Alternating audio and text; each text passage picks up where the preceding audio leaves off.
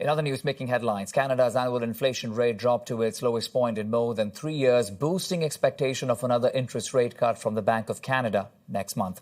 StatsCan reporting the rate dropped to 2.5% in July, down from 2.7% in June. Lower prices for travel tours, passenger vehicles and electricity helped drive the figure down. The central bank is scheduled to make its next interest rate announcement on September 4th. Let's now bring in Pedro Antunes, Conference Board of Canada Chief Economist. Pedro, good afternoon, and thank you for your time here on CTV News Channel. It's a pleasure. Thanks for having me. So let's discuss this new inflation rate we are seeing. It's the lowest we've seen since March 2021.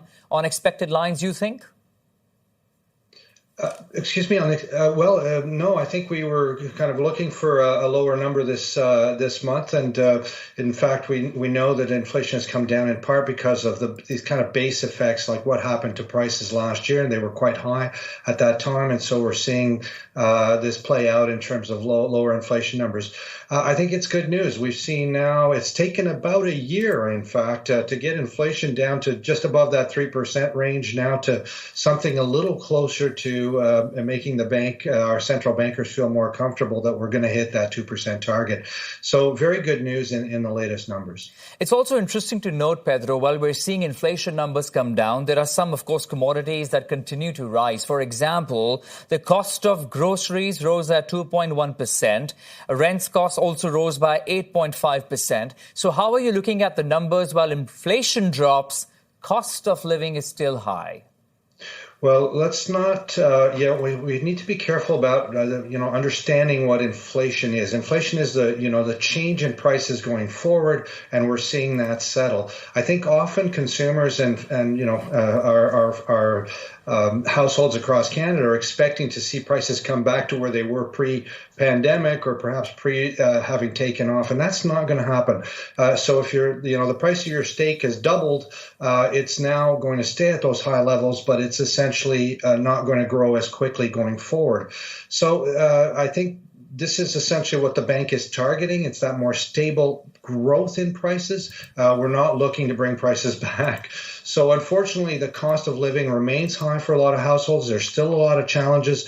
Interest rates are still high. And by the way, the renewal of mortgages is still taking a toll on a lot of households. So there's still a lot of pain to be had yet.